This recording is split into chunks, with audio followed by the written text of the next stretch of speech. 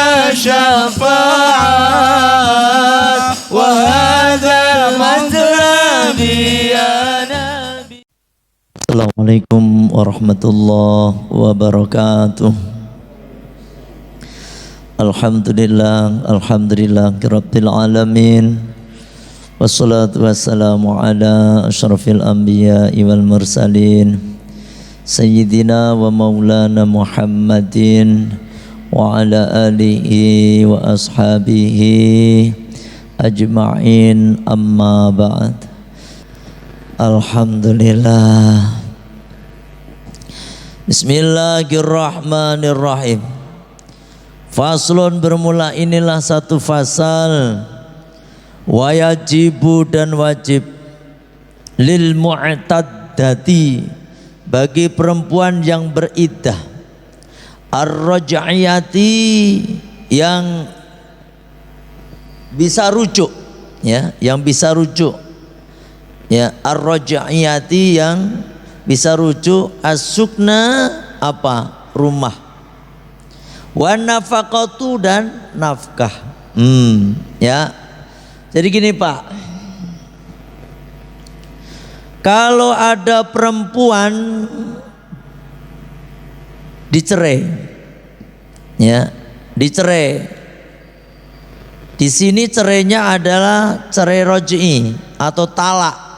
Talaknya talak roj'i, talak 1 dan talak 2. Artinya apa?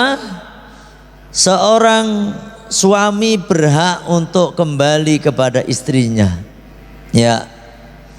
Nah, talak roj'i ini sekali lagi tidak perlu ada pernikahan baru, cukup dengan kata-kata kita bina kembali rumah tangga ma, atau yuk kita rujuk ma, kata-kata seperti itu.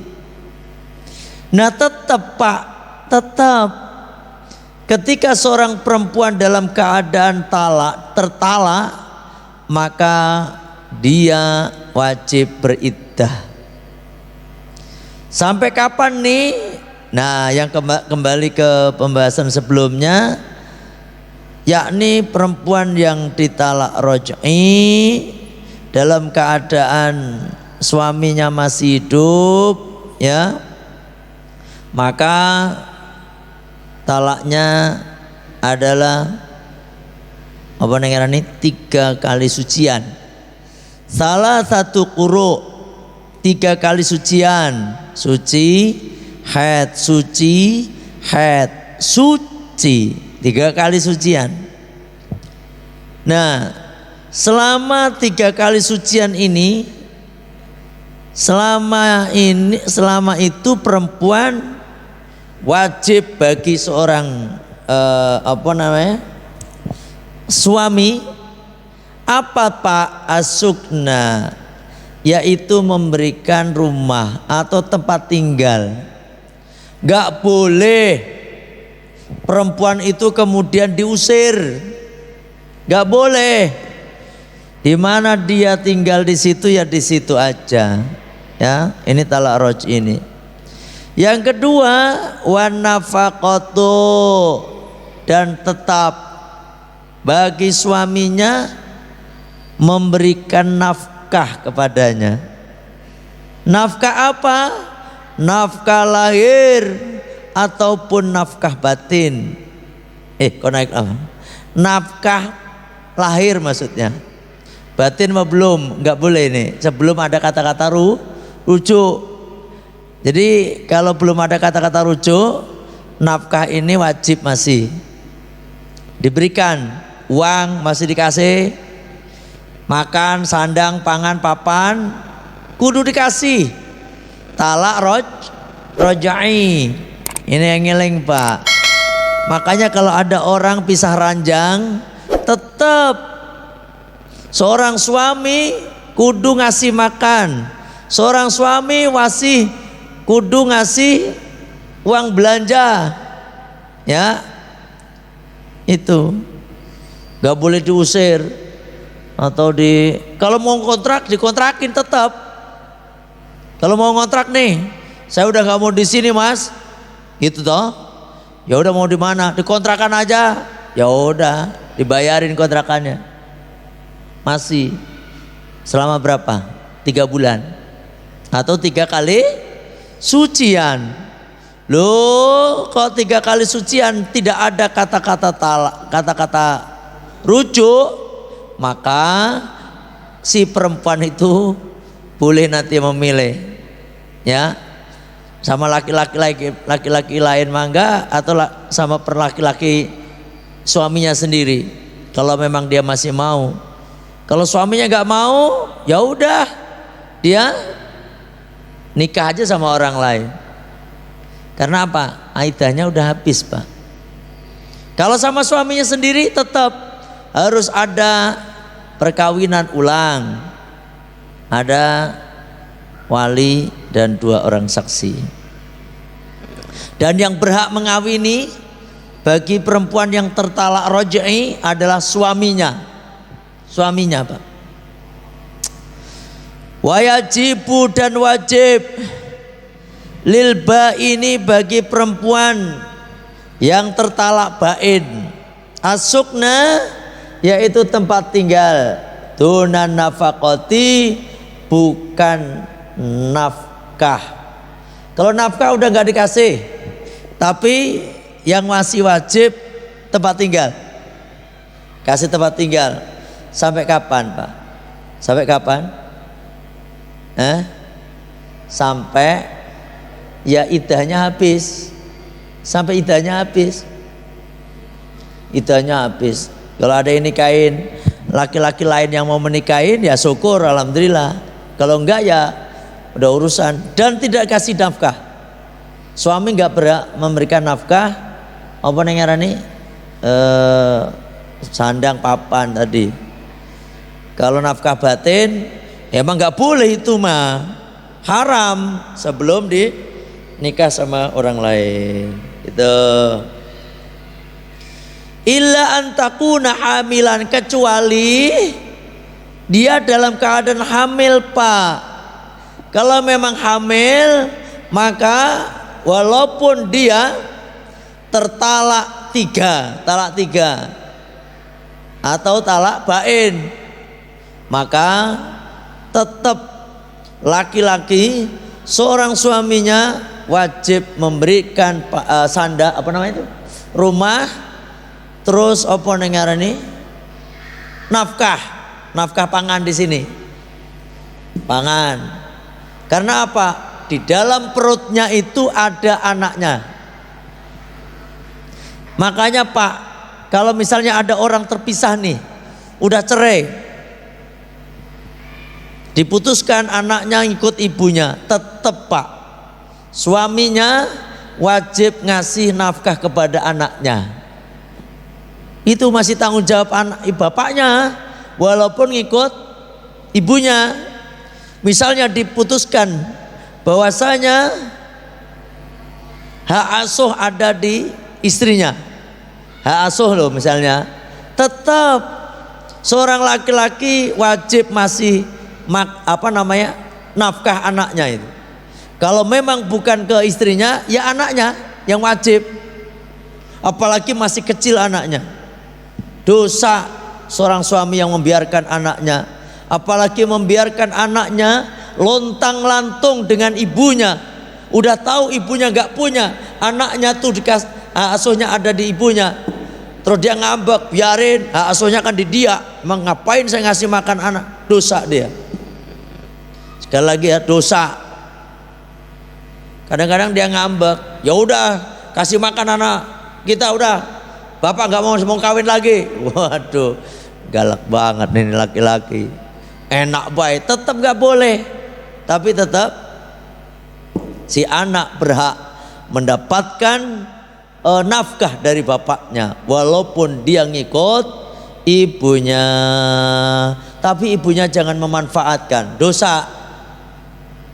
Kalau mengambil upah mah nggak apa-apa, merawat anak bayi, baru ditentukan. Tapi kalau memang anaknya udah gede-gede misalnya ya, udah ini seorang istri nggak bisa ngambil milik anaknya itu.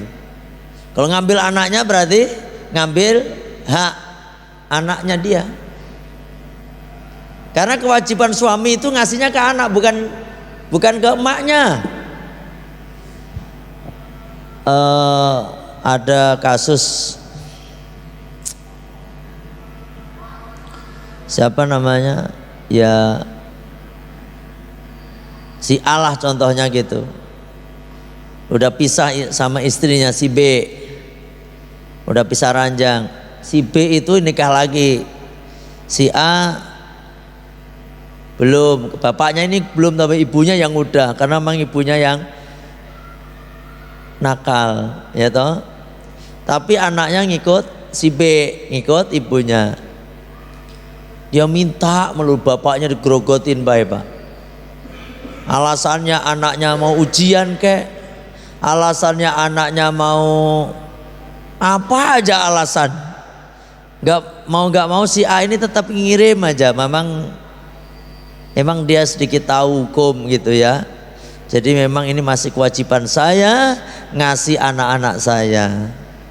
Ternyata dimanfaatin, dikit-dikit minta, dikit-dikit minta. Ya Allah.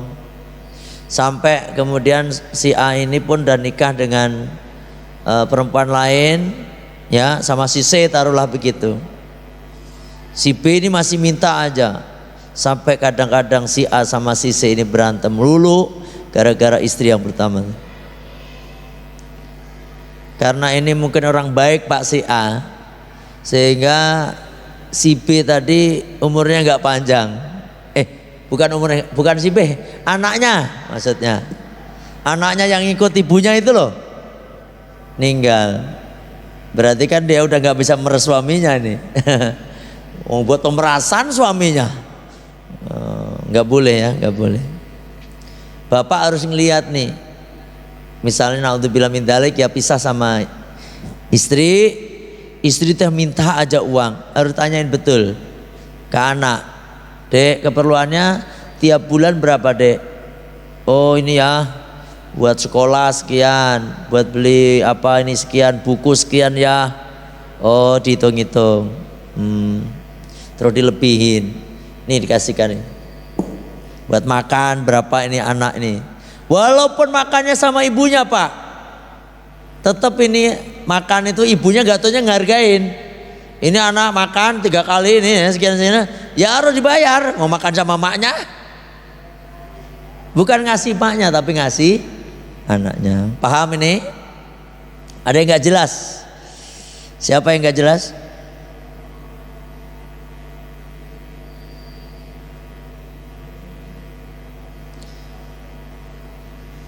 Jadi kalau laki hamil, ai ila antakuna hamilan, ai fatajibulaha an-nafaqatu aidan. Jadi kalau laki hamil, si perempuan itu berhak mendapatkan nafkah dari suaminya, ya.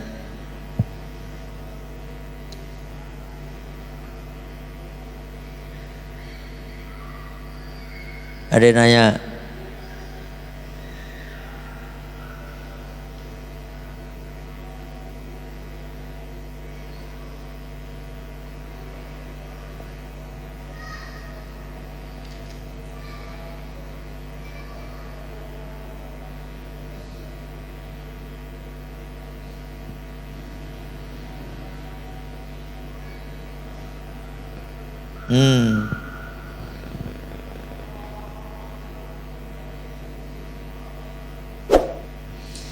dalilnya mana? Kalau orang yang talak bain atau laki hamil, si suami wajib memberikan apa namanya nafkah, ya. Mana dalilnya? Dalilnya adalah wal aslu fi hadza, adapun dasar daripada pendapat ini qauluhu ta'ala, firman Allah Ta'ala, askinu, berikanlah oleh kalian tempat tinggal guna pada mereka. Guna ini adalah perempuan-perempuan yang apa namanya, yang udah talak bain ini. Min haitsu sakantum, dari sekira-kiranya kalian tinggal. Min wujidkum, jika ditemukan kemampuan kalian, wala tadarru, dan janganlah kalian memberikan kemadharatan guna pada itu perempuan. Jadi sesuai dengan kemampuan kalian. Kalau kalian mampunya mengontrakkan rumah cuma harganya sebulan 500.000, ya 500.000. Kalau sampean mampunya 1 juta, ya 1 juta. Tempat tinggal itu loh Pak, ya. Dan kita nggak boleh menyakiti itu perempuan. Litudayyiqu, agar kalian jangan menyempit, mempersulit alaihunna, pada mereka. Wa in kun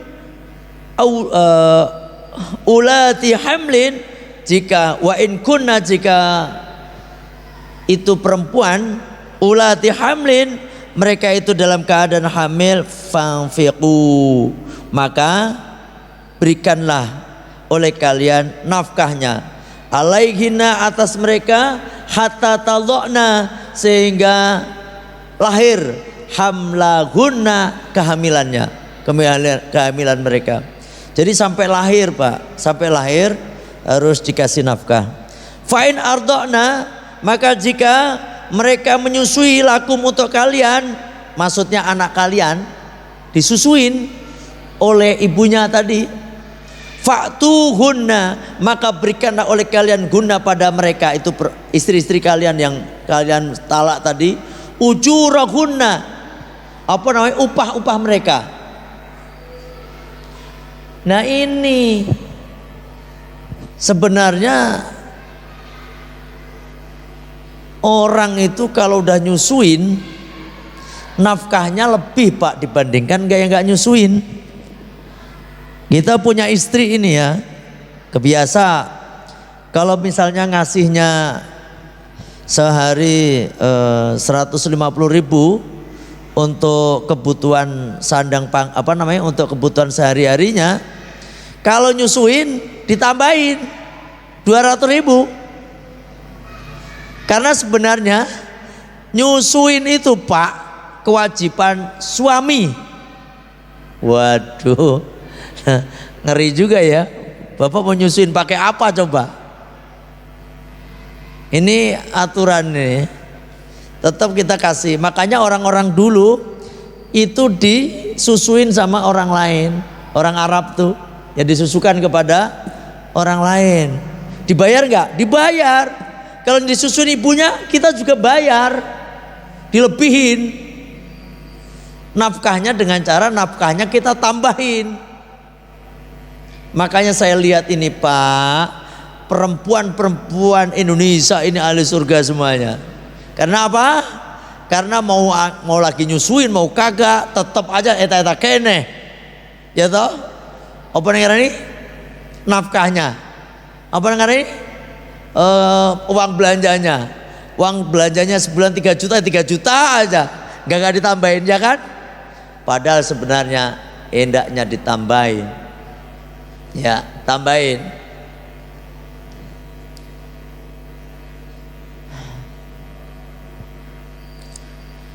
Nah ini dalilnya ya.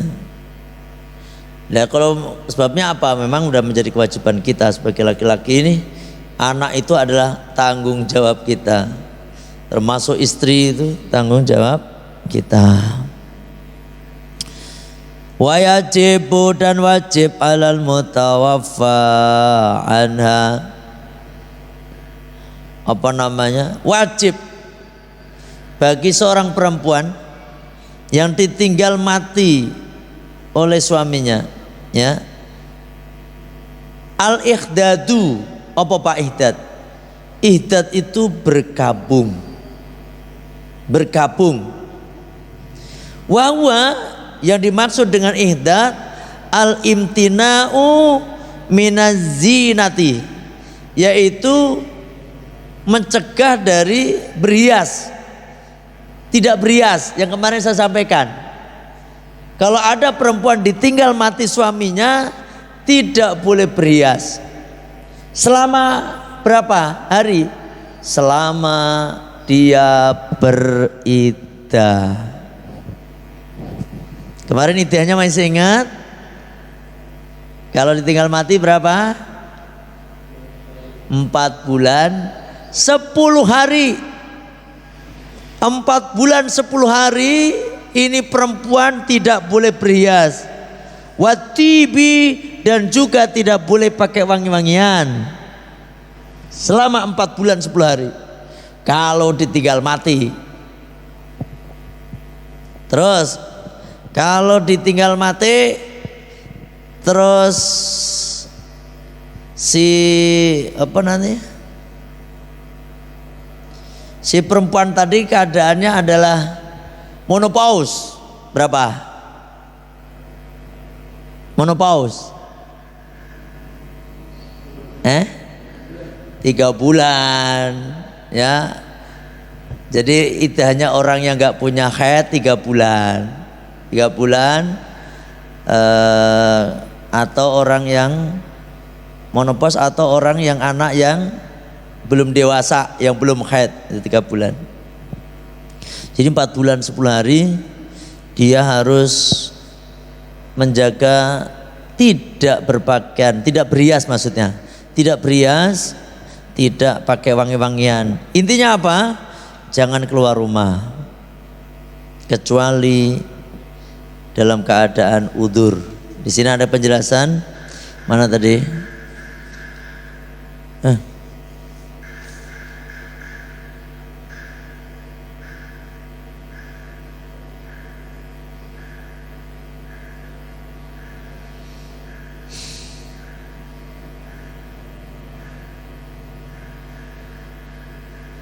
Ya, kecuali dalam keadaan udzur.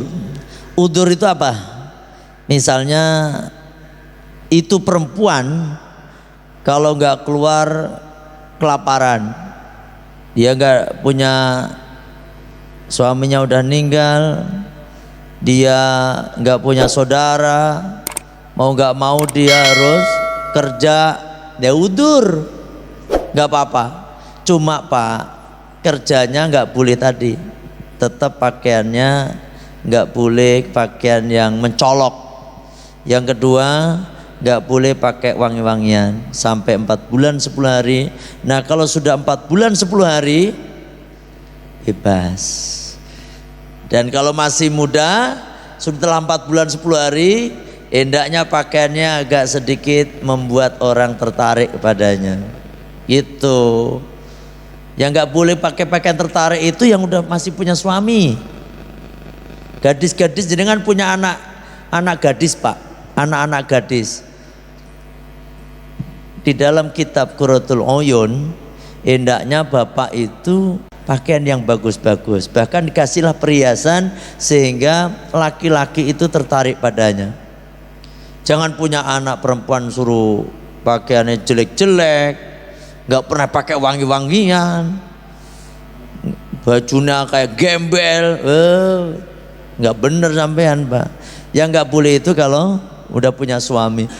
Ini kebalikan, yang udah punya suami kalau di rumah pakaiannya sakar PDW. Kalau keluar pakaiannya pakai wangian, serba wangian dipakainya itu wah, pakai kondinya, pakai bedaknya 2 cm. Nah sebagainya lah ini. Ini nggak benar sebenarnya perempuan kayak gitu. Kalau udah punya suami, perempuan itu yang terbaik untuk suaminya. Kalau keluar tambah yang biasa-biasa. Paham Pak nih? Paham? Ini berkenaan dengan apa tadi? Nafkah bagi perempuan yang dalam keadaan beriddah.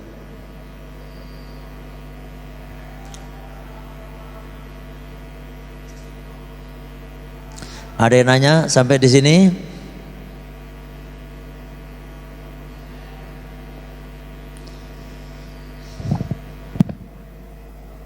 Selesai pembahasan ini? Bismillah.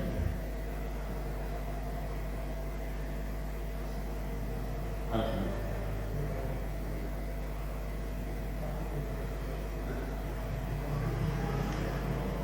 Ada yang nanya?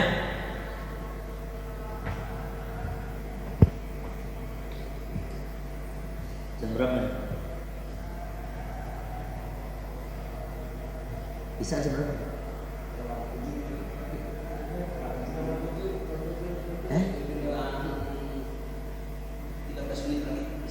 Oh, kan 13 menit. Masih banyak nih. Banyak nih. Kita lanjutkan.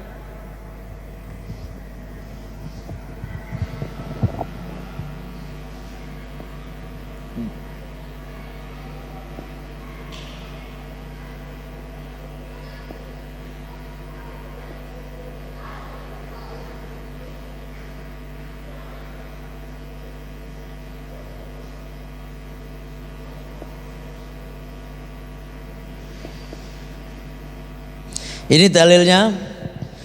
Hadis diriwayatkan oleh Imam Bukhari, hadis yang 307. Wa Muslimun, dan Imam Muslim, hadis 938. An Ummi Atiyah Al-Ansariyah, dari sahabat Ansor ini. Sahabiyah. Sahabiyah itu sahabat perempuan Ansor. Siapa? Ummu Atiyah. Qalat, dia berkata, kunna, kami, nunha antuhidda ala mayitin fauqa salasin. Kami dilarang, ya, dicegah, an-nuhidda, berkabung, ala mayitin, atas mayit, fauqa salasin, lebih dari 3 hari. Ini berkabung ini sekali lagi Pak, meratap terus, sedih terus. Jangan dibawa sedih, ya. Semua itu orang mati akan semua akan merasakan yang namanya mati. Kalau bisa tambah didoakan, jangan diratapin aja. 3 hari sedih terus ini. Apalagi sampai ngomong begini Pak, ini bisa kufur nih sampean. Ya Allah, kenapa engkau panggil anakku, ya, engkau ambil anakku. Nah ini haram kayak begitu. Kenapa? Karena anak itu milik Allah, hak Allah dong, mau diambil mau apa. Kok kita ratapi, kenapa nggak saya aja? Waduh, kayak gini nggak boleh kayak gitu. Itu terserah saya, kata Allah. Kok ngatur-ngatur saya, ya kan? Jangan diratapin. Kalau orang mati itu memang udah, ya mati ya udah gitu. Tetap didoakan. Ada yang begitu, ada yang nanya. Jadi dia nggak bisa move on bilangnya. Susah banget move on, melupakan. Nggak apa-apa, kita nggak bisa melupakan. Tapi jangan meratap. Jangan meratap sampai nggak terima dengan keputusan Allah, dengan ketetapan Allah. Illa ala zaujin, kecuali atas perempuan, apa namanya, suami, arba'ata ashhurin wa ashron, yaitu kalau udah ditinggal mati suami itu 4 bulan 10 hari. Wala naktahil, apa namanya, tidak memakai celak. Kami tidak boleh memakai celak. Wala tatayabu, kami tidak boleh pakai wangi-wangian. Wala talbasu, dan wala nalbasu, dan kami juga tidak berpakaian sauban, dengan pakaian masbughon, yang mencolok. Yang mencolok itu yang membuat tertarik laki-laki, termasuk pakai minyak membuat laki-laki tertarik padanya, itu nggak boleh. Illa thauba asbin, kecuali menggunakan pakaian yang biasa-biasa. Pakaian biasa-biasa ya, kalau orang tani ya biasa pakai pakaian orang tani. Kalau orang kita ya biasa ya pakaian di rumah itu apa? Pakai perempuan tuh ya biasa aja lah. Jangan terus pakai yang mencolok perempuan. Wa qad rukhissa, dan kami dikasih keringanan lana, bagi kami, inda tuhri, ketika kami udah suci, ya udah suci. Udah artinya udah bersih, artinya udah apa? Iddahnya udah selesai. Ya, udah selesai itu nggak apa-apa.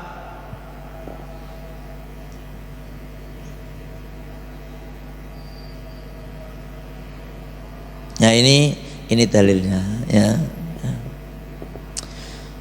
Bismillahirrahmanirrahim. Faslun, bermula inilah satu fasal. Waman barang siapa istahdatha, yang nganyari malika amatin, apa nih itu milka amatin, mempunyai budak perempuan, haruma maka haram alaihi atasnya al istimta'u, ngalap seneng biha pada itu amat, hatta yastabri'aha, sehingga dia membebaskannya. Ini udah nggak ada amat Pak, nggak ada amat. Makanya sebenarnya pelajaran kalau udah nggak ada budak ini hanya sebatas pengetahuan saja. Bapak tahu istimta? Istimta tahu? Masih ingat istimta? Istimta itu mencari kesenangan baina surrati wa rukbataihi, mencari kesenangan antara pusar dan kedua dengkul nih. Istimta haram ketika istri kita lagi haid. Ingat nggak? Istri kita lagi haid Pak, Bapak nggak boleh, punten ya, megang-megang daerah sini nih, antara pusar dan dengkul. Kalau sini nggak apa-apa, sini nggak apa-apa. Tapi kalau sini sampai sini haram bagi istri kita yang lagi haid. Seorang laki-laki nggak boleh pegang-pegang ini. Ini udah pada tahu belum ini? Pada diem bae, Udah tahu pada belum? Jangan-jangan jenengan ini mau haid mau gerayang-gerayang baik, nggak boleh Pak. Ini asli. Untungnya ini maka saya ngingetin, nggak boleh. Kalau Bapak mijitin gini nggak apa-apa Pak, ini pada pegel nih Pak lagi haid, nggak apa-apa ini. Tapi kalau mijit ini nggak boleh, ya haram. Apalagi hubungan badan, haram, lebih haram, bukan haram kecil loh Pak, itu haram besar itu. Bahkan kalau Bapak ngubungin istri dalam keadaan haid, dosa besar, ya. Jadi dosa besar itu bukan hanya membunuh orang, durhaka ke orang tua, bukan itu aja. Tapi ketika seorang istri kita lagi haid, maka kita haram untuk ngumpulin istri kita. Daripada zina, loh Pak, kalau Bapak masih tegangan tinggi, yang penting kan itu udah dikeluarkan, kan udah bebas loh Pak. Boleh nggak kalau yang ngeluarin istri? Nggak apa-apa, emang kalau tangan sendiri yang haram. Sampai nih istri lagi haid terus punten nih onani, haram. Kalau yang onani pakai tangan istri halal. Istri sendiri loh, istri sendiri. Nanti istri orang lain yang haram lagi tambahan. Ya, istri sendiri pakai tangan istri nggak apa-apa. Kalau tangan sendiri haram. Ingat-ingat itu, ya. Yang penting jangan sampai hubungan. Nah kalau aduh saya pusing nih Pak Ustadz nih, kalau lagi begitu pusing, ya udah, ada cara lain, yaitu dengan cara istri kita, dengan tangan istri kita. Yang penting bukan lewat itu aja. Ini perlu Bapak ketahui. Yang kedua, Bapak tadi apa tadi? Gak boleh pegang-pegang ini.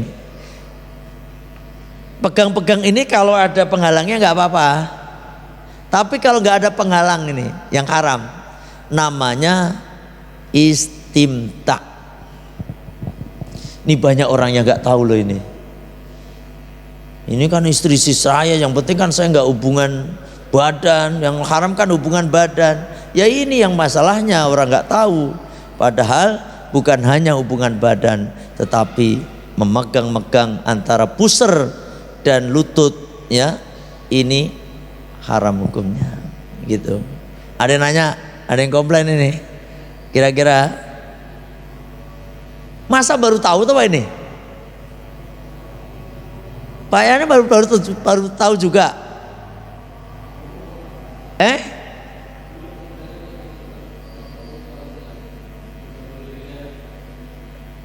Gak boleh dilihat. Kalau dilihat gak apa-apa.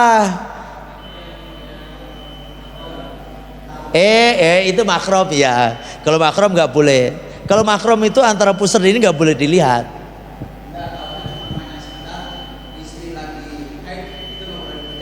Oh, gak boleh dikerja. Oh gitu. Taunya gak boleh dikerjain be ya. Iya. Yang betul Pak. Dikerjain itu dosa besar. Kalau ini juga dosa pegang-pegang. Karena apa? Kalau kita pegang-pegang ini menjurusnya ke arah sana Pak. Ya kan? Itu yang nggak boleh. Sebelum besok yang berkenaan dengan istimta ya besok. Ini seperti biasa. Setiap tahun kami dari Pondok Pesantren Al-Fatoni bikin kalender. Saya harapkan bapak-bapak ya berinfak untuk Al-Fatoniyah. Setahun sekali Pak. Harganya tetap masih keneh 20.000. Bapak mau ngasih lebih ya alhamdulillah. Ya. Al-Fatoniyah sekali lagi tidak pernah minta-minta dana. Hanya lewat penjualan begini, penjualan madu, penjualan kaos kayak gitu tuh ya. Dan ini yang penting nggak minta-minta secara ini. Pak Rahmat minta tolong galangin dana untuk pondok, tidak. Insya Allah kami tidak ya. Sehingga kami mohon kepada bapak-bapak untuk yang pernah ngaji sama saya, jenengan menjadi keluarga besar Al-Fatoniyah. Minta tolong nanti untuk ngambil apa? Kalender ya. Kalender terbaru. Nanti disimpan apa dipanggil sekarang? Diambil sekarang ya Pak? Mana? Di mobil. Mas Santri, nanti yang nggak kebagian ambil sama Pak. Sambil sama Pak siapa? Sama Pak Alam nanti sisanya. Ada 50 orang ada ya di sini ya? Ada ya Pak? Enggak, Mas, kalau yang biasa ngaji ada 50 orang ya? Ada Pak? Ada.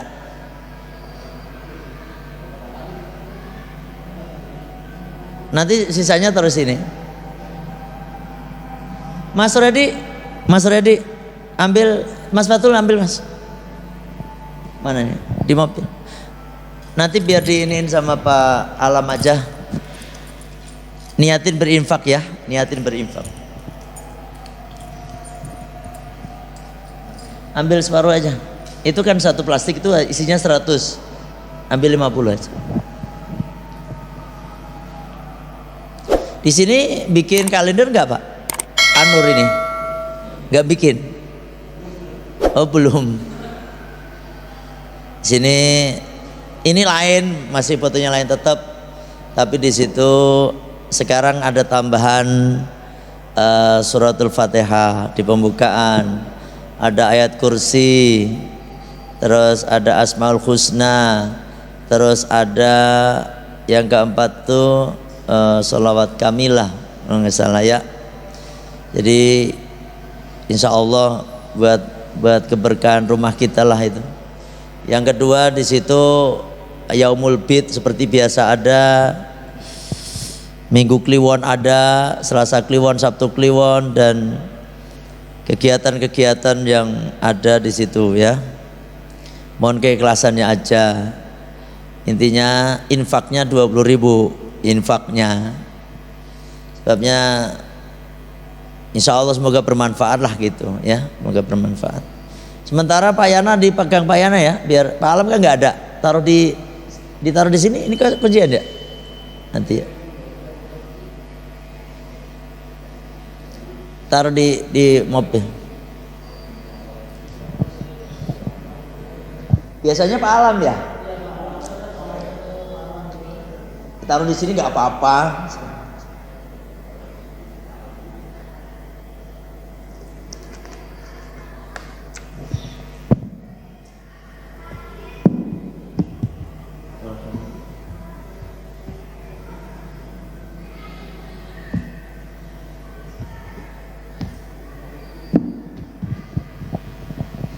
Tetap istiqomah ya pesan saya. Sebelum kita akhiri, kita tutup dengan baca Sayyidul Istighfar. Bismillahirrahmanirrahim.